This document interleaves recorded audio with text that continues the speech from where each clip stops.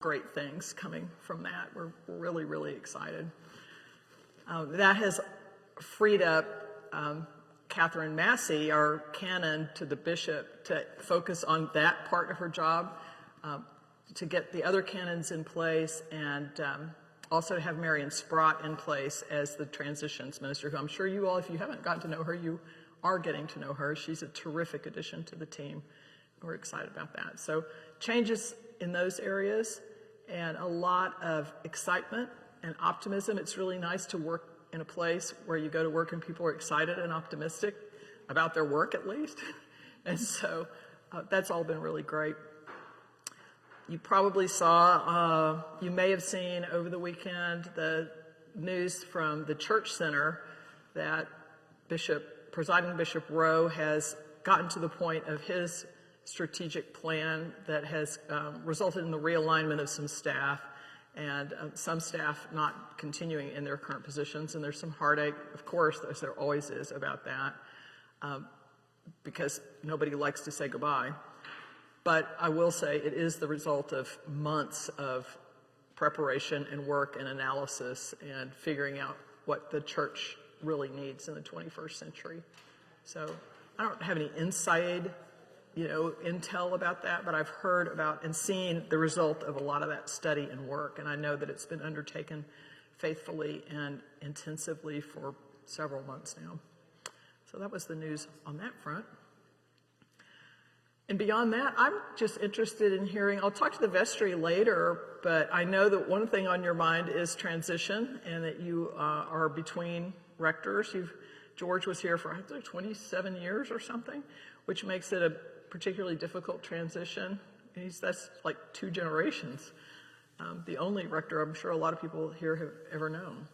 So it's hard to say goodbye, but Javier is still here, and you've had a great bridge. We have all these, every of these new titles. Bridge clergy, is that what they're called? Bridge priest. Yeah, and got really good ones. So that's been a blessing, and I know that you'll have an interim arriving in a few weeks too, so you've been pretty well cared for, I think. And I'm sure there's a lot of anxiety in the air when you think about it, but from our point of view, we're not real worried about you all. We know it's going to work out fine, that you have good leadership and strong faith and strong programming and all the rest of it. So it'll be a little unsettling for a while, but it'll work out in the long run. But we're open to your thoughts about that too. So with all of that, what's on your mind?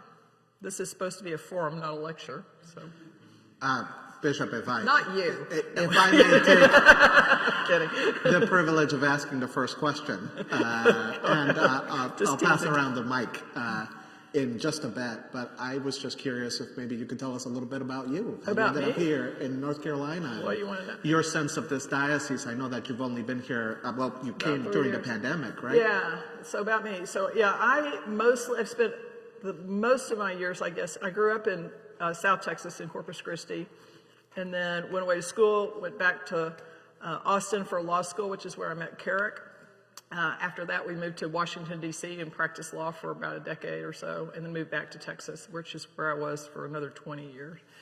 And that's where I was elected Bishop Suffragan in 2017 and served there for a couple of years. God called me after that to Virginia for a fixed period of time because I was serving with Bishop Goff, who was sort of an interim bishop. And so I knew it was a 3-year deal. And Bishop Sam and I were, he was consecrated bishop about 10 days before I was. So we were in the same class of bishop school and all that, and we knew each other. And I just had this we were at Camp Allen in a cabin with our class, having class dinner and sitting around after dinner talking. And he said, when is your contract up in Virginia? And it happened to coincide almost exactly with Bishop Ann's retirement date. So he called me here, and I prayed and thought. I didn't automatically say yes. I did pray about it quite a bit, and it really felt like the right thing and God's call. And it's been wonderful for Carrick and for me. We just loved it here. And part of the reason that we've loved it is that it's a really healthy place. It's just a healthy diocese. we have the same problems everybody else has, trying to figure out what to do with small church, trying to figure out what to do, recovering from COVID, all the things. But the interaction in the staff and between the diocesan office and the congregations just feels to me really healthy. And that makes a lot of difference. I've experienced kinds of different things along the path, and this one has been really, really positive. Seeing especially I would say the last 8 months, 9 months or so, it's almost like there was a day that things shifted. I can't tell you what day it was, but that the post-COVID malaise just kind of lifted, and people were ready to think about doing something else, and folks started coming to church. Some people returned, some didn't, but new folks started coming in. And we've been seeing that recovery in most places. In terms of the financial part has stayed pretty steady all the way through, gotten better every year. The attendance, of course, took a hit during the pandemic itself, and then there was a lot of resorting afterwards. But with some exceptions, and most of those are the little tiny rural churches that have probably only the most senior generation or two in them and a small number of people, they struggle because it's very hard for them to recover those numbers. But suburban churches, city churches, all seem to be doing pretty well. And that's really encouraging. I think that's fairly true across the Episcopal Church, that it's, we're not dead yet. We're gonna be okay. So, answer your question. That's kind of where I am. I'm grateful to be with people every day. And as I said when I was preaching, or will say again, it's so important to me right now that we stay centered in who we are and what our principles are and what drives us. And just stand in that as we deal with things that are happening that do not align with those principles sometimes. So it's good to know that there's a place that truth, mercy, justice, love, compassion are the guiding light. And the Episcopal Church, I believe, is one of those places. Would you like to open it up for questions there? I think so. Yeah. I'm going to be brave. Sure. Yes. Oh, hold on just a second. We've got one I'll here. pass around the mic so that people can hear. Actually, I've got two compliments. Oh, okay. The first one is when you sold the property and the way that you decided to use the money in our diocese, that just lifted me. Good. With what you were doing. And also the short videos that you and Bishop Sam are putting out. There's a lot of angst, a lot of worry, and hearing the kind of support that we get from you helps a lot. Thank you for that. Good. Thank you.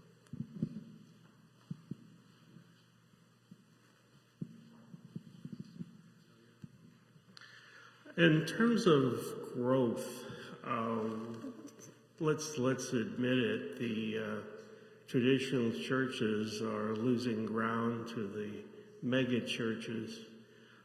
What are we doing to attract, I'd say primarily younger people, to build our foundation back up again? So when you talk about those rural churches, it's not just the gray hairs that are like me that are filling them. You'd be in the youth group in a lot of these places. Pardon? You would be in the youth group in the places I'm talking about. And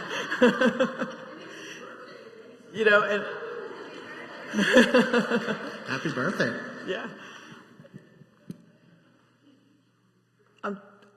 I'm grasping for a way to say this doesn't sound.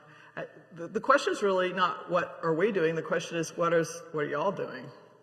I mean, the bishop's office really can't do anything except advise, and we're happy to do that. And that's part of what I was talking about with Kelly Ryan's new position, is how do we equip the congregations to be places that young people find meaning. one of the things that Bishop Rowe has said, I don't think I can quote it exactly, I wish I could, is that the Episcopal Church is, the weakness that we have is that we are not able to articulate winsomely to the world the spiritual depth that is available here. And we've got to, and Bishop Sam and I can say that, but nobody's listened to us except some of you. You know, those folks aren't. And so for the people who make up the congregations to be able to do that is how that works. And I'm convinced that it's not the youth group model of the 1970s that some of us not so fondly remember, but it's about younger generations. They want to like show them the money. They want to know whether you're doing I am doing what I say. Or we say all these beautiful things about respecting the dignity of every human being, about the dignity of the poor and the need to raise them up, and they look at us and say, well, how are you doing that? And how strongly are you saying it? Are you putting your money where your mouth is? Are you taking all the money and using it to buy decorations? Or that's just one example. It's not just about money, it's just an illustration. I think that some flexibility in how we worship is important in some places, but not as important as the feeling of belonging and justice, frankly, for a lot of young folks. Some of them are looking for something traditional and love organ music and 19th century hymns, and some of them not, and that's okay. That's true. Older people too, right? So I think that that's important. I think that people always mention mega churches, and usually followed by, if you get an electric guitar, I'm not coming here anymore. And I really think there are two things. One thing I always want to say is go see what they're saying. Like if you've been to one, to see what they say. Sometimes what people are getting is prosperity gospel stuff, which is, I would say, not part of my belief system. It's what people want to hear. Can't help that. But I think some of it is that the music does resonate with people in a way that is important, because the point of music is to get into an emotional space, to connect with others, to feel open to the Spirit. And the kind of music that you're here, so you probably think this is good for you, and it's good for me, but others don't necessarily. So I think some space for that. But I think the real secrets, I'm going to add that. There are two more. One is mega churches usually have pretty intense teaching. And the sermons have a lot of meat. And you might or might not agree with everything that's said, but people not only are willing, but want to spend that time on formation instead of complaining that the sermon, we make a lot of jokes about sermons going over 8 minutes. I really don't laugh at those very much. This was a pretty short sermon for me. I think that it's important that people are seeking knowledge. They're seeking inspiration too, and comfort, but I think that those churches often provide that kind of teaching that's all kind of in one piece that a lot of people seek. I'm not saying their sermons are better. I'm just saying that hunger for the teaching is manifested in that.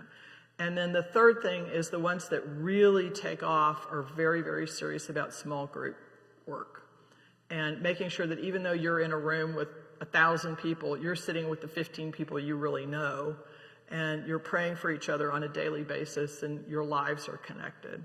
So there's some things that we can take from that model that don't mess up our model, right? We don't have to completely change who we are, but there are some things we can learn from it.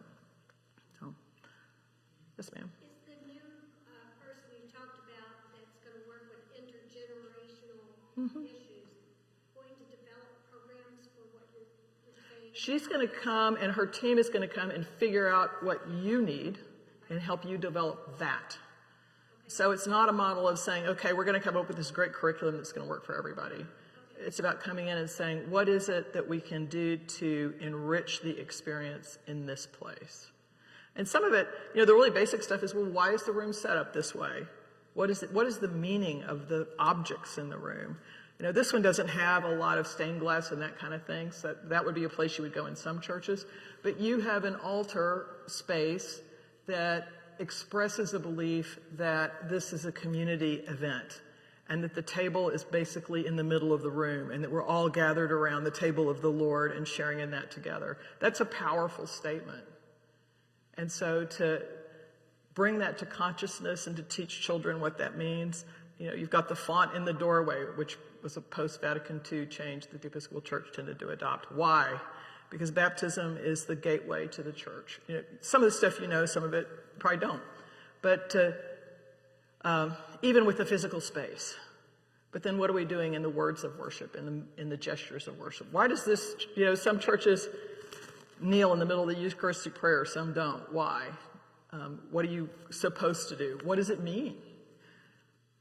I wish we had more of that teaching with adults. People do it because that's the way somebody did it when I got here. And so to unpack those things and bring us deeper into the things we're already doing is a big piece of it. So, yeah. We don't really know exactly yet because we've got to talk to people and find out what they need. That's good. She'll love it. I have a question about we had a postcard writing event yesterday for Advocacy Day. Oh, good. And can you tell us about that experience from your eyes? What Advocacy Day was like? Going to the General Assembly and tell us what it looks like when you take the postcards. Okay. Yeah.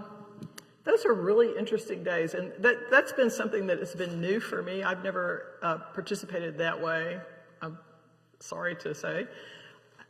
With interaction with our legislators. And again, our advocacy is around our values, and we express what those are, what's meaningful to us and what's important to us. And people have written these postcards and they get delivered to the legislators, and they actually really appreciate this, especially handwritten stuff. You know, right now they're kind of overwhelmed with stuff, but they do pay attention, and the aides do kind of tally it all up and kind of see what the score is and what people have to say.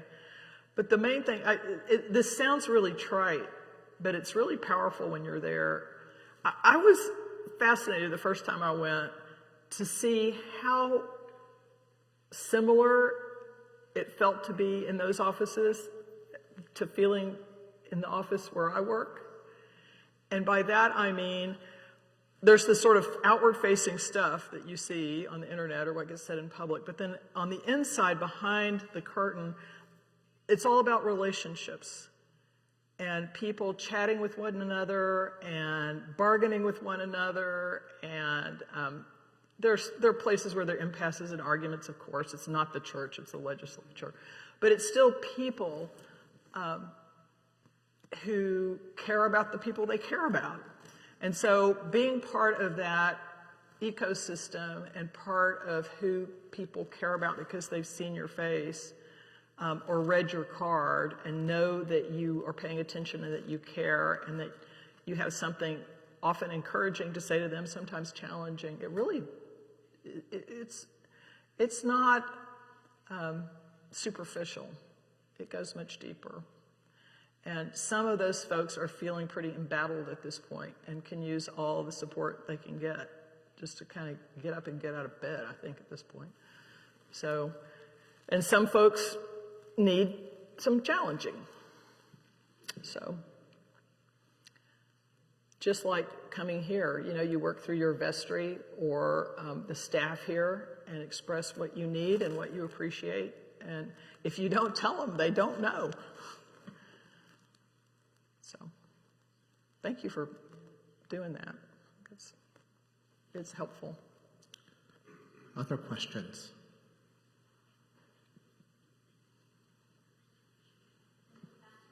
Oh. I think I saw 2 hands.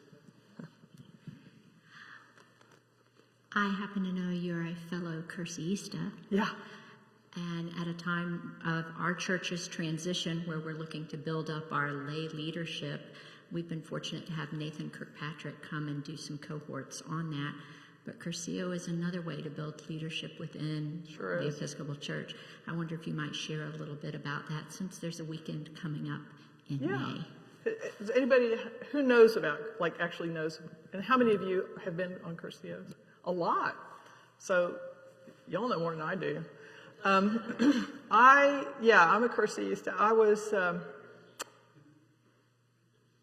I could talk about it way too long, but I was I went as, I don't know how old I was, probably 40-ish. I had kind of on again, off again relationship with church in my adult life. I grew up in the Episcopal Church, my all the way back to Thomas Cranmer. My family went, but after I was one of those people that had a really, really bad church experience in my young adulthood. People who were really uncaring and unkind, and it was just kind of done. And I was going in and out of it. And my mother and father were separated, divorced at that point. Not amicably, and both of them kept nagging me about going to Curcio, and nagging me and nagging me and nagging me and nagging me, and I finally went kicking, screaming. There might have been a little cursing. I didn't want to be there, and there were a lot of things I thought were really interesting. There were a lot of things I was not real crazy about, and it completely changed my life. It completely changed my life. Or was maybe the turning point in a change of life. And it wasn't because I was particularly open to it or anything else. It was just that the Holy Spirit got the best of me. And I could tell you anecdotes for an hour, but I won't. Curcio as a movement has had its ups and downs. Part of the reason it was a big deal, I was in South Texas at that time, which is I think it is the place where it started in the United States, if not one of the first. Might have been the second. And so I think I was in Curcio 250 or something in that diocese. Everybody had done it. And at that point, this was some years ago, it had gotten a little bit stuck in the 1970s, and there were still a lot of burlap banners and old songbooks and stuff. And it just happened that the one I signed up, Holy Spirit stuff, was not like that at all. It was so not like that the Secretariat shut down Curcio for a year to figure out what those crazy people were doing at camp. So it was the perfect one for me. So the thing is to be, you just have to experience it. There aren't secrets about it, really. They try to, in a weekend like that, groups plan surprises, they hope, pleasant surprises, but there's nothing secret about it. It's Curcio, I'm sure, means a short course in Christianity. It's really kind of like an amped up confirmation class in some ways, but mainly taught by lay people with stories about their own lives and how Jesus has made a difference in their lives and why. And that's one of the things, the testimonies of some other churches are something we don't often hear in Episcopal services, but at Curcio you get to hear them, and they're life-changing, and it's fun. And it creates that small group experience that I was talking about earlier. The real core of Curcio is not the weekend. That's one of the ways that it's gotten a little bit off track, I think. It really is about what they call the reunion groups, the small groups that meet weekly after that. And I'll tell you, I will do a spoiler for you. I'm convinced that the thing that makes Curcio what it is one question. You have this little set of questions that you go over in your group meetings every week after you go to the weekend. And they're mainly about you've made a commitment yourself to read the Bible, to do this, that, and the other thing. But the core question is, what was your moment closest to Christ? What was your moment closest to Christ in the last week? And, you go through a couple of months of people saying, oh, it was at the Eucharist. Oh, it's when the baby was baptized. Oh, it was.